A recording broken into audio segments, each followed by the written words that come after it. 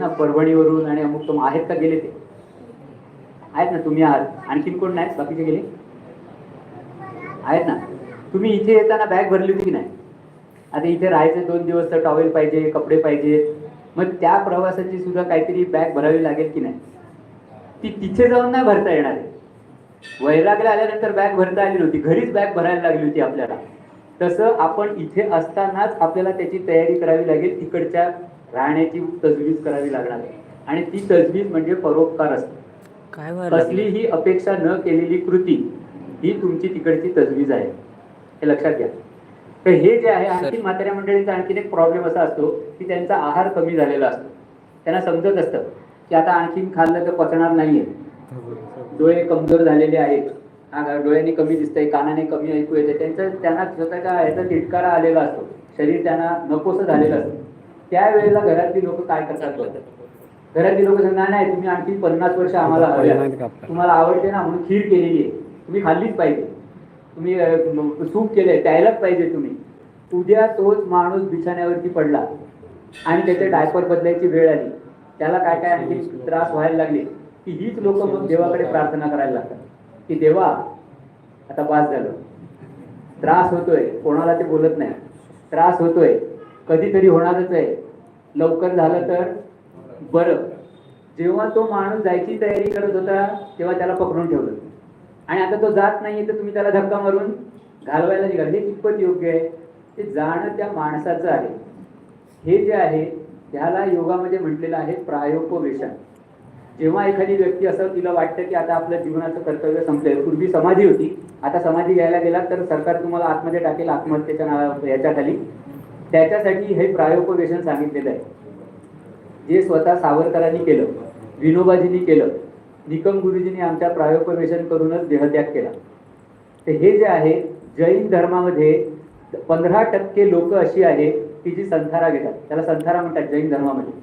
अशी जी व्यक्ती आहे की जिला वाटतं की आता आपलं काम झालेलं आहे, ती स्वतःचा आहार कमी करते आणि त्यांची सेंटर्स आहेत जैन धर्मामध्ये, त्या सेंटरमध्ये जाऊन राहते.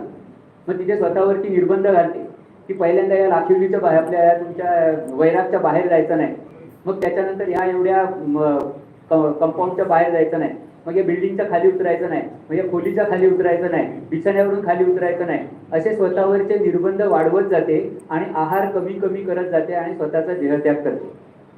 हे ऐकायला खूप कठीण आहे, मलाही माहिती आहे, जेवढं सांगणं सोपं आहे तेवढं प्रत्यक्षात उतरवणं खूप कठीण आहे. पण दहशतवादी तयार करता येतो की नाही? सुसाईड बॉम्बर तयार करता येतो, त्याचं ब्रेन वॉशिंग असं तयार करता येतं की त्याला हे करण्याच्यासाठी प्रवृत्त करता येतं, देहत्याग करण्याच्यासाठी. मग चांगल्या गोष्टीसाठी हे का करता येणार? जैन धर्मामध्ये 15%, 100रातली 15 लोक जर असं करत असतील तर हे आपण का नाही करू शकत? कोण करताना दिसत नाहीये म्हणून हे कठीण वाटतंय आपल्याला. पण एक पाऊल आपण पुढे उचलूया, ज्याला जमेल तो करेल, ज्याला नाही जमणार तो देईल सोडून, पण हळूहळू हळू करत हे होऊ शकतं. हे योगातलं सर्वात शेवटचं समाधीचं जे आहे त्याच्याऐवजी असलेली सध्याची स्थिती म्हणजे हे प्रायोपवेशन आहे. तर असा जीवनातले सगळे टप्पे ज्याच्यामध्ये पूर्ण करता येतील असा एक प्रकल्प आम्ही ठाण्याच्या जवळ भिवंडीला एक आम्ही तयार करतोय. काही मंडळी तुमच्यापैकी तिकडे येऊन सुद्धा गेलेली आहे. ज्यांना शक्य असेल आमच्याकडनं तुम्हाला आमंत्रण आहे, जेव्हा केव्हा येणार असेल फक्त आपल्या मंडळींना सांगा आणि मग तुम्ही त्या प्रकल्पाला तुम्ही तिथे येऊन भेट देऊ शकता.